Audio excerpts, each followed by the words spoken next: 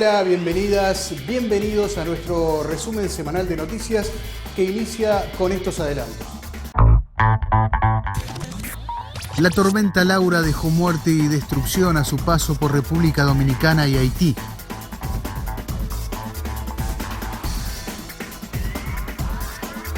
En Estados Unidos, la policía le disparó 7 veces a un afroamericano por la espalda y esto originó importantes protestas.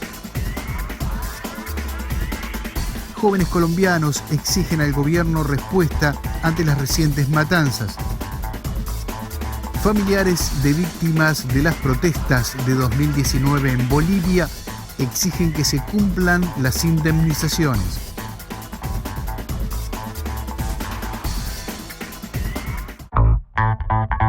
Y comenzamos con el repaso de lo ocurrido con la tormenta Laura y su paso por República Dominicana y Haití.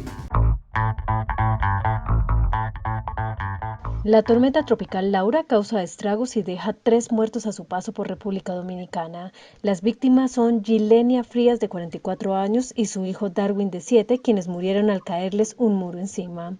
Los hechos ocurrieron alrededor de las 3 de la madrugada en el sector Los Palmeros, en el kilómetro 14 de la autopista Duarte Oeste de Santo Domingo, y 6 horas más tarde el cuerpo del niño aún estaba semisepultado entre los escombros. El coronel Cintio Vera Ramírez.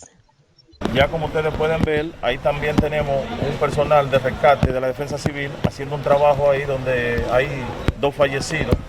Hay unas madres y un niño. Todavía el niño se encuentra debajo de los escombros y ahí está el personal de la Defensa Civil, los rescatistas, tratando de sacarlo, de sacar el cadáver y al junto al personal de los bomberos. La tercera víctima es un hombre que no ha sido identificado y que perdió la vida después de que un árbol cayera sobre su casa. En tanto, datos de las distribuidoras de energía indican que 1,1 millones de viviendas y comercios están sin servicio eléctrico en el sur y este del país, donde además muchos sectores no tienen agua potable debido a que varios acueductos no están operando a causa de la tormenta. Esta tormenta también pasó por la isla de Cuba, dejando a su paso destrucción, pero no víctimas fatales. Cuba inició en todo su territorio la fase de recuperación y evaluación de los daños causados por la tormenta tropical Laura, que entre el 23 y el 24 de agosto recorrió la isla de extremo a extremo sin dejar víctimas, pero sí destrozos en las redes eléctricas, viviendas y cultivos. Una evaluación preliminar de las autoridades cifra en más de 1.000 las viviendas que han padecido derrumbes parciales o totales y pérdida de cubiertas, con mayores daños en las provincias orientales de Guantánamo y Santiago, donde la tormenta Laura tocó tierra. El daño más extendido es el sufrido por el sistema eléctrico. Cientos de miles de hogares cubanos permanecían sin luz, con especial incidencia en la provincia de Pinar del Río, donde el 95% de los hogares tenía problemas con el suministro energético. Asimismo, en varios municipios de La Habana se mantienen los apagones e interrupciones en el servicio de abasto de agua, pese a que la tormenta no golpeó con fuerza a la ciudad. El agrícola fue otro de los sectores golpeados por el temporal, que hizo estragos en plantaciones de plátano, yuca, boniato y maíz, así como en casas de cura de tabaco de Pinar del Río, la principal zona tabaquera de la isla. En esta fase de recuperación se ha declarado prioritaria la adecuación de las escuelas dañadas, teniendo en cuenta que los cursos iniciarán la primera semana de septiembre, salvo en La Habana, donde se han disparado los contagios de COVID-19. El Estado Mayor de la Defensa Civil llamó en su primera reunión de coordinación de la fase recuperativa a inspeccionar el estado de las viviendas, redes y cableado, así como a extremar la higiene y las precauciones para evitar que tras las lluvias se formen criaderos de mosquitos, que son los vectores de transmisión de enfermedades como el dengue, endémica en la isla. Y vamos ahora con la situación en Estados Unidos, en Wisconsin, donde un hombre afroamericano fue baleado por la policía cuando se encontraba desarmado. El presidente Donald Trump ha enviado esta semana a la Guardia Nacional al lugar. Ha habido importantes repercusiones. Vamos a la crónica de lo acontecido.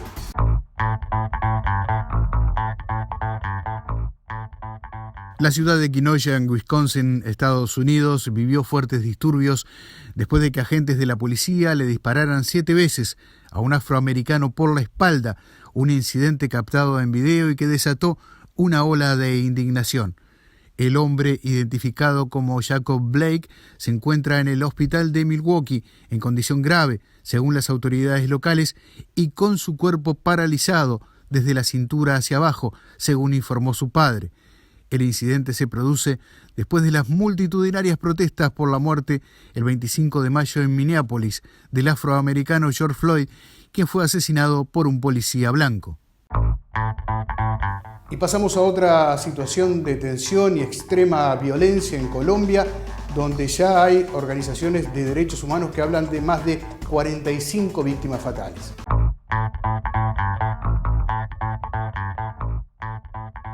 En una masiva manifestación contra la violencia y el abandono estatal en Colombia, organizaciones civiles de jóvenes, representantes estudiantiles, exigieron al gobierno respuestas ante las recientes matanzas ocurridas en el suroeste del país.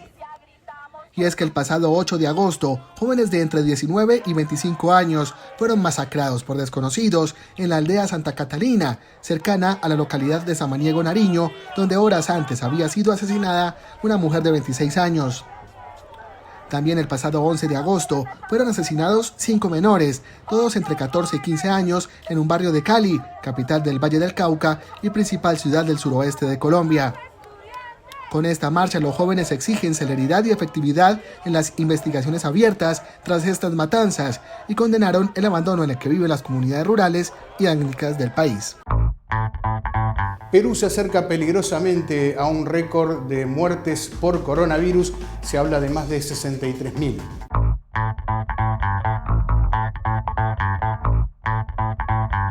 Perú está a un paso de ser el país con la mayor tasa de mortalidad durante la pandemia, tras haber rebasado oficialmente los 27.000 fallecidos por COVID-19, pero con una cifra de exceso de muertes en este periodo casi 2,5 veces mayor, pues los registros de defunciones revelan unos 63.000 muertos. Perú es el sexto país del mundo con más casos confirmados, al acumular ya más de 567.000 contagios, y según las cifras oficiales, la tasa de mortalidad de la COVID-19 en Perú es de 84 fallecidos por cada 100.000 habitantes, solo por detrás de Bélgica, que registra 87 decesos por cada 100.000 habitantes. De incluir en las cifras los miles que murieron bajo sospecha de coronavirus, como sí hace Bélgica, Perú superará de largo estos valores, pero de momento las autoridades no incluyen casos que no hayan dado positivo a una prueba de descarte del virus. Esta semana el Centro Nacional de Epidemiología, Prevención y Control de Enfermedades contabiliza 10.443 muertes sospechosas de COVID-19, que de confirmarse elevaría el número de fallecidos más allá de los 37.000. Sin embargo, aún quedaría un exceso de unas 26.000 muertes todavía por explicar para llegar a las 63.000 que figuran en el Sistema Nacional de Defunciones desde el inicio de la pandemia. Desde junio, el Ministerio de Salud conformó un grupo de expertos con la única misión de conciliar las cifras. Para ello, revisan las actas de defunciones una por una con tal de verificar si aquellas que consignan sospecha de COVID-19 se trataba realmente del virus o, por el contrario, eran una falsa alarma. La medida se tomó después de que la Organización Mundial de la Salud recomendara a los estados considerar las muertes sospechosas para valorar el efecto mortal de la enfermedad en la población. Fruto de este trabajo se han revisado ya miles de casos que han permitido corregir en 2 ocasiones el reporte de fallecidos y agregar casi 8.000 decesos a las cifras oficiales que no habían sido consideradas en su momento. Las protestas del año 2019 en Bolivia continúan repercutiendo en ese país.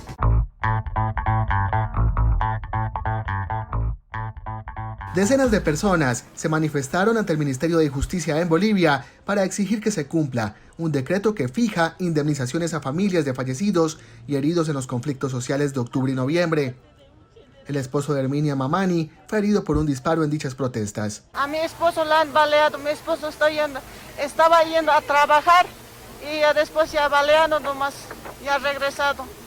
Ahorita mi esposo ya está inválido, no puede aguantar trabajando, le hace frío siente, se cansa rápido, no puede aguantar. Varios de los manifestantes provienen de la zona de Sencata, en el Alto, la segunda ciudad más poblada del país, vecina de La Paz con casi 1 millón de habitantes, donde murieron alrededor de 11 personas y otras resultaron heridas en varias intervenciones de militares y policías durante las protestas sociales.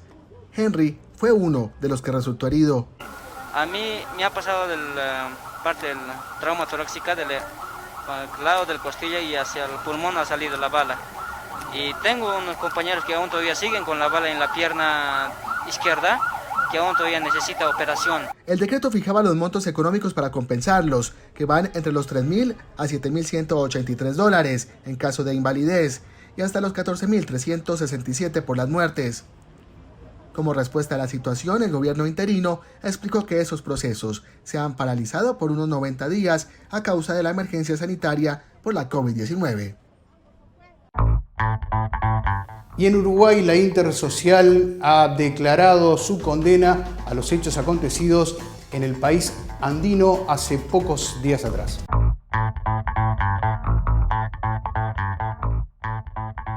Para Iván González de la CSA, las organizaciones sociales y la Central Obrera están al frente de la lucha por el regreso a la democracia en Bolivia. Y nosotros lo que estamos haciendo es ratificar una posición del sindicalismo en las Américas, en solidaridad con el pueblo boliviano, de denuncia tanto del golpe como de sus consecuencias, y ahora estamos ratificando desde hace todo este tiempo, en medio de las últimas agresiones, nuestra solidaridad y la solidaridad del sindicalismo internacional con el pueblo boliviano y con la Central Obrera Boliviana, que está al frente de la resistencia, presionando por una salida, una vuelta a la democracia en Bolivia. Karen Nansen, de Redes Amigos de la Tierra, aseguró en el marco de la Intersocial su firme condena al golpe de Estado.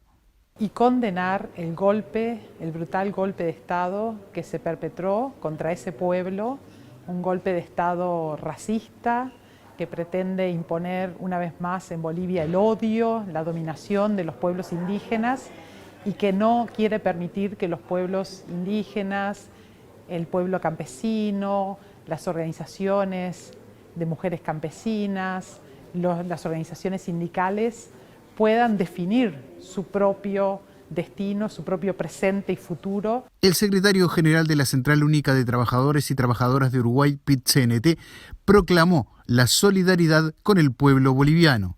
Ya cuando fue el golpe de Estado en el 2019, en el mes de octubre, nuestras organizaciones nos pronunciamos claramente contra ese quiebre institucional, ese golpe de Estado que allí se dio.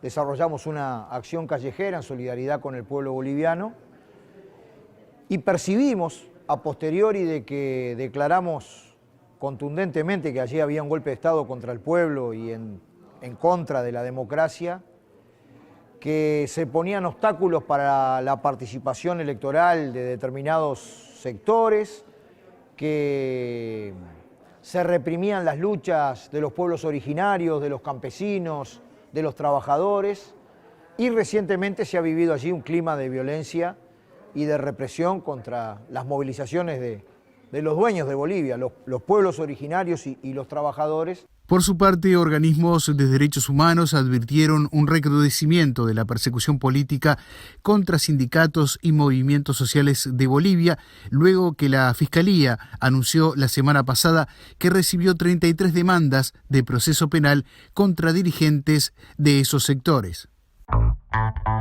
En Panamá, las enfermeras protestan por faltas de garantías para combatir la pandemia de coronavirus.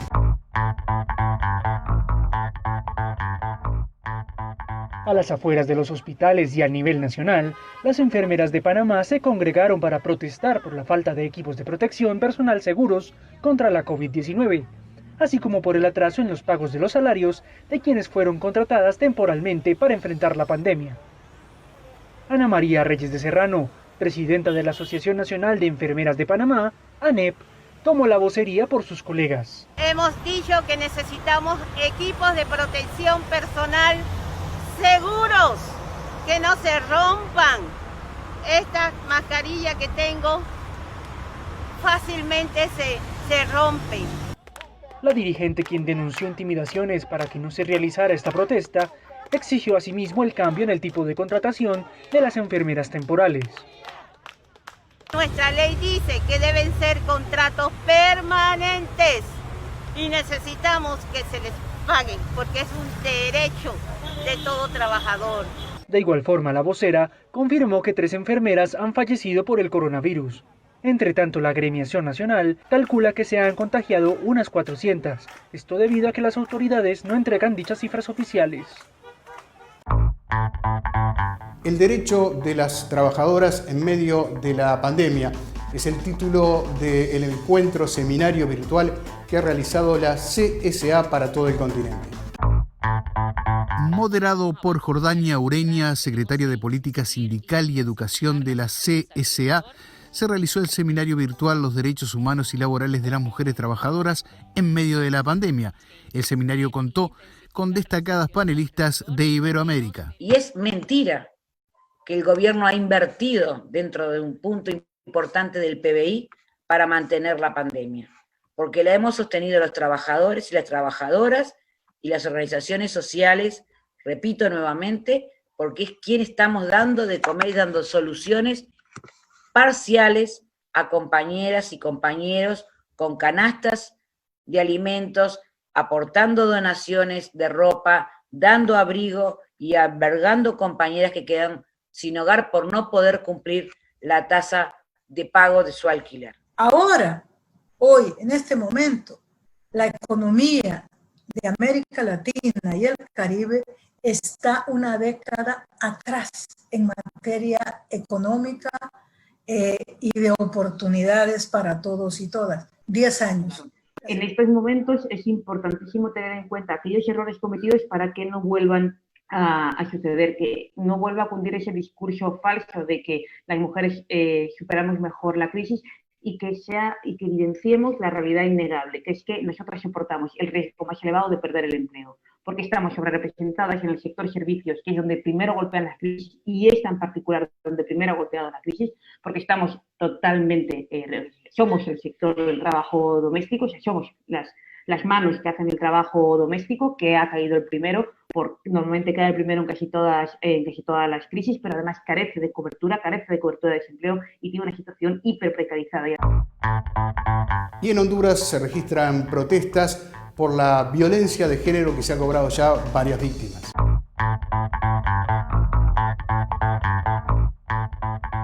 Una preocupante situación enciende las alarmas en Honduras.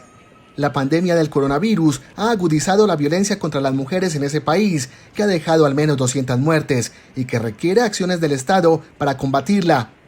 Así lo expresan activistas y expertas en la temática.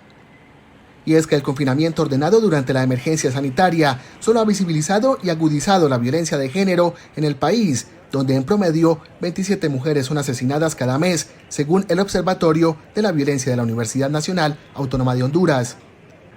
Para dicho observatorio, la violencia contra las mujeres es un problema de salud pública, por lo que hace un llamado a denunciar las agresiones. Advierte que el Estado debe brindar ayudas y atenciones primarias en salud a las mujeres durante la emergencia por el coronavirus y así garantizar que los servicios sanitarios y de educación estén disponibles. Indígenas de la Amazonía protestan en Brasil por los incendios forestales, también por cómo se combate la pandemia de coronavirus. Abrimos con esta y otras noticias nuestro espacio de compacto informativo. Cerca de un centenar de indígenas de la Amazonía volvieron a cortar una importante autovía de Brasil, esta vez de manera indefinida, hasta que el gobierno dé una respuesta a la deforestación, los incendios y el avance de la pandemia de coronavirus que asola a sus territorios. En Argentina, el gobierno congeló las tarifas de internet, telefonía fija, de celular y televisión paga. A través de un decreto de necesidad y urgencia, Alberto Fernández los declaró como servicios públicos y esenciales. No habrá aumentos, por lo que resta del año y las futuras subas deberán hacerse con autorización estatal. Rusia aprobará en Venezuela su vacuna Sputnik 5 contra el COVID-19 y hay 500 voluntarios. Nicolás Maduro reiteró su intención de darse la vacuna para dar el ejemplo. El ministro de Salud, Carlos Alvarado, dijo que Venezuela también podría producir la vacuna rusa. La magnitud de la epidemia de COVID-19 en México está subestimada y una de las principales razones es el bajo número de pruebas de diagnóstico que se realizan, sostuvo la Organización Mundial de la Salud. El próximo 3 de septiembre, Jamaica realizará las elecciones nacionales mientras se enfrenta a una escalada de casos positivos de coronavirus. Enrique Iglesias, expresidente del BID, ex secretario general de Iberoamérica, ha dicho que la pandemia ha adelantado situaciones que de hecho se iban a dar con el paso del tiempo.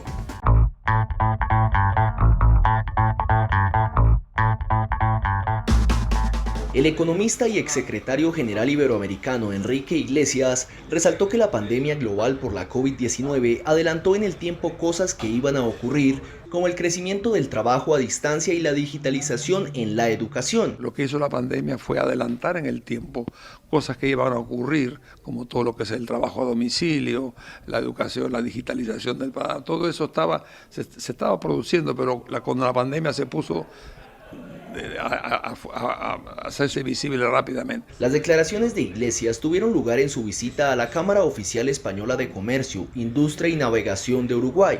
Para Iglesias, quien apuntó que el mundo ya vivió en el pasado situaciones complejas, nuevamente se va a poder salir y se hará sobre la base de una gran transformación del sistema educativo y de las formas de trabajo, por lo que hay que ver de forma positiva lo que pasa.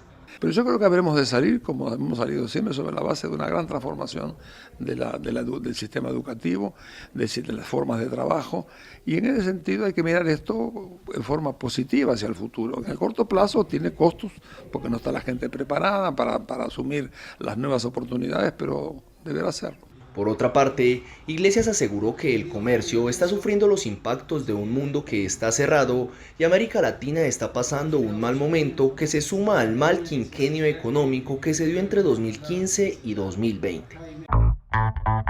Según una ONG ambientalista, los seres humanos hemos consumido las reservas que teníamos para todo el año 2020 apenas llegado el mes de agosto. Este 22 de agosto los seres humanos ya hemos agotado el límite convencional de agua, tierra, aire limpio y demás recursos del planeta reservados para el año en curso, según la ONG Global Footprint Network, y que informara la cadena RT. Para calcular la fecha, la organización no gubernamental evaluó los cambios en las emisiones de carbono, la cosecha forestal, la demanda de alimentos y otros factores que podrían afectar a la biocapacidad global o huella ecológica desde el inicio del año 2020 hasta el denominado Día de Sobrecarga de la Tierra. Este término, acuñado en los años 70, indica el momento en que los seres humanos hemos consumido el 100% de los recursos naturales que pueden renovarse en un lapso de 12 meses. Un detallado informe presentado por Global Footprint Network describe que los dos factores principales que determinan que la fecha llegara a estas alturas del año, la huella de carbono, que se redujo un 14.5% desde el año pasado, y la silvicultura comercial, que se redujo un 8.4% desde el año 2019. Con el paso del tiempo, este día ha ido llegando cada vez más pronto.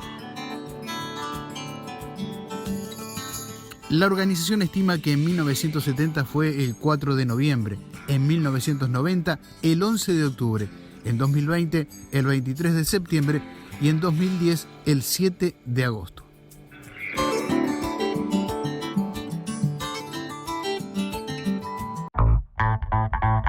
Otro tema preocupante en materia de medio ambiente es lo que está aconteciendo con el agua en Chile.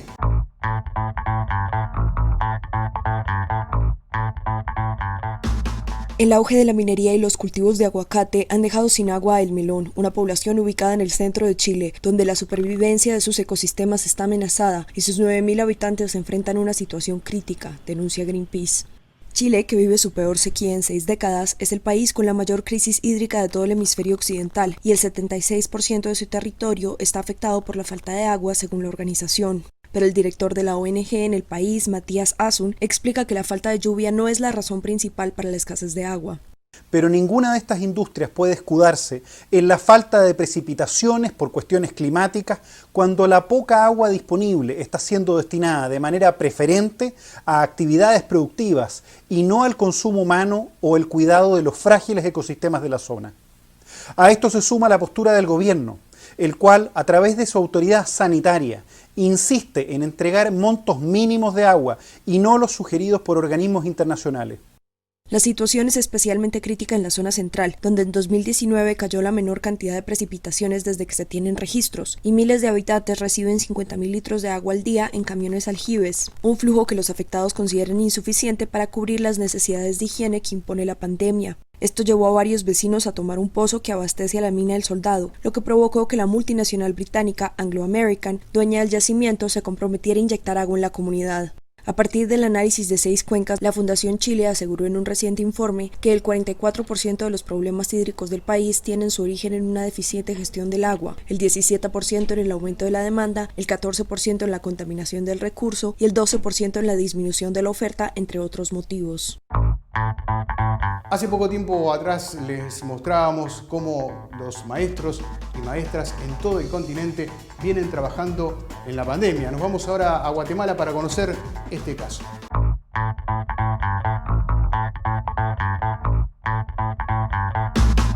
Desde que inició la pandemia, muchas actividades cotidianas tuvieron que ajustarse a las condiciones del momento. En el caso de la educación, migró de lo físico a lo virtual. Sin embargo, no son todos los que tienen acceso a Internet. En Guatemala, Gerardo Ixcoy, mejor conocido como el profe Lalito, meses atrás lo invadió una profunda tristeza al enterarse que las clases debían ser suspendidas para prevenir la propagación del virus. Sabía que muchos de sus alumnos no podrían conectarse a través de un computador. Esto teniendo en cuenta que el 59% de la población guatemalteca vive bajo el umbral de la pobreza según cifras oficiales. Con $95 en su bolsillo, decidió que armaría una escuela rodante adecuada en una bicicleta con pizarra, una estructura metálica, un panel solar y una pantalla de plástico para proteger a los niños durante las clases, y que con ella viajaría docenas de kilómetros para ir de casa en casa impartiendo su conocimiento a los niños de 6º grado, en donde solía dar clases. Creo que ver la alegría de ellos al verme llegar con el triciclo lo dice todo. Su sonrisa. Me han hecho unos dibujos, unos reconocimientos bien bonitos que creo que lo cambié por algunos diplomas que tenía en mi pared. Los niños lo esperan ansioso en las puertas de su casa, pues saben que por lo menos en lo que resta del año no volverán físicamente a clases, y ven en la opción que les brinda este ingenioso profesor que pedalea a diario por brindarles una educación dinámica y segura, una forma de seguir aprendiendo aun cuando el futuro académico sea incierto. Soy José Sena, desde la sede continental de la CSA en Montevideo, Uruguay. Gracias por acompañarnos.